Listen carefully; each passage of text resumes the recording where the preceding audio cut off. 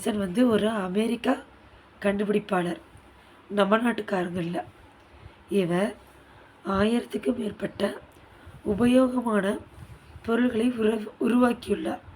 அவற்றில் பல வீடுகளில் பயன்படுத்தக்கூடிய மின்விளக்கை கண்டுபிடித்ததற்காக நாம் என்றும் அவரை போற்றுகிறோம். அது ஆல்ரெடி எல்லாருக்கும் தெரிஞ்சது.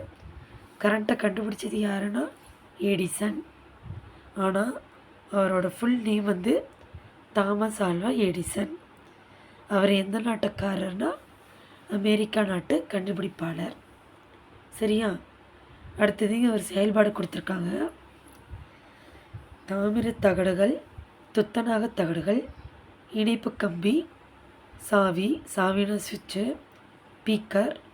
பீக்கர்னால் அந்த ஜாடி, கஞ்சி, சாப்பாட்டு கஞ்சி, இது கொண்டு மின்னோட்டத்தை நம்ம உற்பத்தி செய்யணுமா.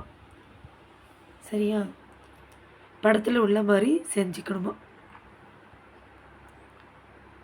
படத்தில் காட்டியவாறு தாமிரம் துத்தநாக தகடுகளை தொடர் இணைப்பில் இணைப்பு கம்பி மூலம் இணைத்து 2 பீக்கரில் சாதம் வடித்த நீரை பாதியளவு ஊற்றி தகடுகளை சொருகுக. பின்னர் தாமிர தகட்டினை ஒளி உமிழும் விளக்கின் LED நேர்மின் முனையுடனும் துத்தநாக தகட்டினை ஒளி உமிழும் விளக்கின் எதிர்மினை முனையுடன் இணைக்கவும். என்ன நிகழ்கிறது என்பதை பார்த்து சாதம் வடித்த தண்ணிக்கு பதிலாக சாதாரண நீரையும் தயிர், உருளைக்கிழங்கு, எலுமிச்சம்பழம் போன்றவற்றையும் பயன்படுத்தி நாம் பார்க்கலாமா. இதுதான் கொடுத்துருக்காங்க. நெக்ஸ்ட்டு வந்து நினைவில் கொள்கன்னு முக்கியமான ஹிண்ட்ஸ் கொடுத்துருக்காங்க. அதை நெக்ஸ்ட் வீடியோவில் பார்க்கலாம்.